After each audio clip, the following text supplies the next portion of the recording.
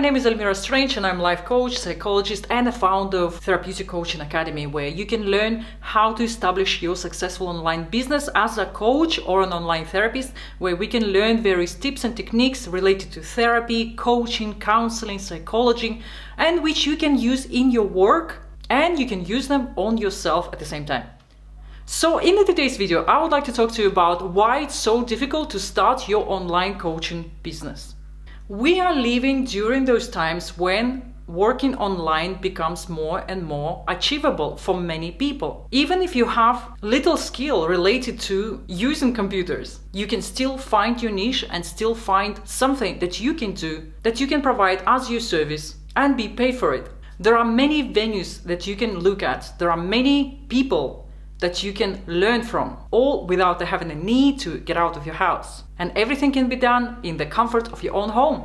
I have met many people who say to me that they would love to work online, they don't know where to start, or they're not sure if it will work for them. And I can tell you that several years ago, I quitted my corporate job and started working online. And the last several years, I work only online. That allowed me to be flexible with the location where I'm working from, as long as I have internet. There are many benefits for why you would like to work online. And of course, your benefits might be different from mine, but we all know them.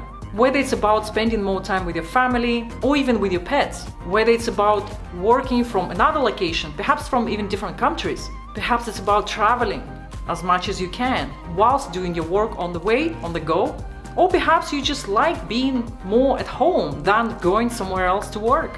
Whatever it is, you would like to start on your online business and you're not sure how to start, where to start, and you find yourself you're procrastinating more and more. The interesting thing, or the paradox, is that we are having a lot of information that can give us all the tools and all the steps and all the information which is needed for starting our work online. So it should be easy and straightforward. Just learn what you need to do from the people who are already doing it and pretty much replicate it, right?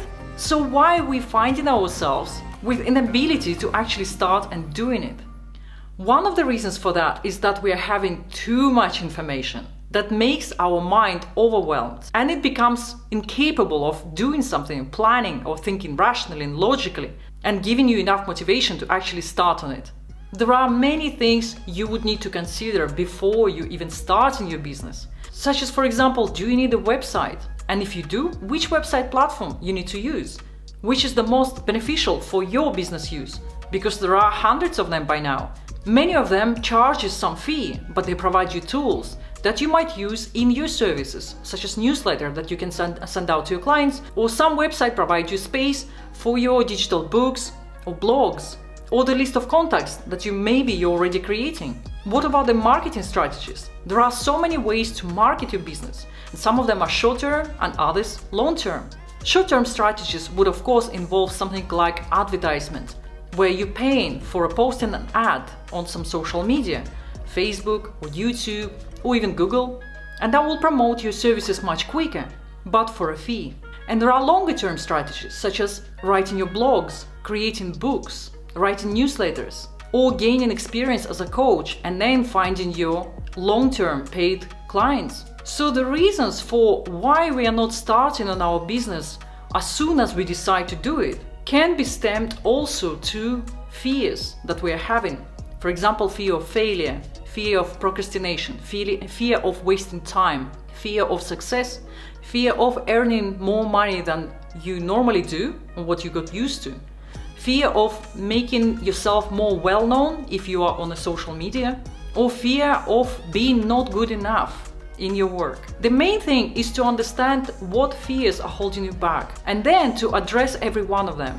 If it's something like fear of failure or fear of wasted time, then you need to have a look at something that will convince you otherwise. When we are learning something new, we acquire new skills, new experience. So it's never wasted time and it never is a failure because we've learned something new. Even if the new skill won't take you straight to the new business, but will be something that you will use at a later date. The important thing is you don't waste your time when you're starting something new. If you don't believe in yourself, when you experience skills, you feel like you need to gain more knowledge, more practice, then perhaps it's related to something that we call perfectionism, where you want to be so excellent at it before you start. But how do we get better at what we do? Through time and experience, through practice, what we know. So in that case, you need to start on something that you can do right now that will give you that more knowledge and practice and experience, even if it means coaching people for free. So to gain that experience, set the amount of people that you want to work with, for example 5 or 10. And through that exposure, you will start gaining a real good experience of actually working with people, understanding different viewpoints, realizing that people are different and everyone's mind can think in very different ways from you. That exposure and practice will help you to become better and more confident about your own abilities as a coach. Or perhaps you want to write a book, but you're not sure if it will be successful enough and it will bring you enough money to live on. In that case, maybe you just need to do more research. How would you publish your book? Can you contact the agencies that will promote your book? How much will it cost? What's the success rate? Maybe you want even email to some successful authors and ask their opinion. Perhaps they have some suggestions that will give you that inspiring and motivational energy that you need to actually start on your book. Also, not having a clear vision of where you want to be, that can stop you from actually starting on your business. You need to understand where you want to be in detail as much as possible. The more you run your vision through your mind, or better on a paper, the more you will start seeing yourself in that ideal scenario where your business becomes successful, where you do what you love doing, and where you get paid for what you do. And of course, you need to think about how much actually spare time you have to spend on your business. Many coaches say that even if you have half an hour a day, if you use those 30 minutes a day strategically, you know what you do, you have a solid plan, that will give you 3 to 4 hours a week to actually build your business. It might not happen as soon as you wish, or maybe with time you will find that you can create more time that you can spend on your business. Because even when we are busy with some other tasks, we can still think in our mind the plan for our business, what else we can add, what works and what doesn't. Maybe we can talk to people who are already doing something that we do.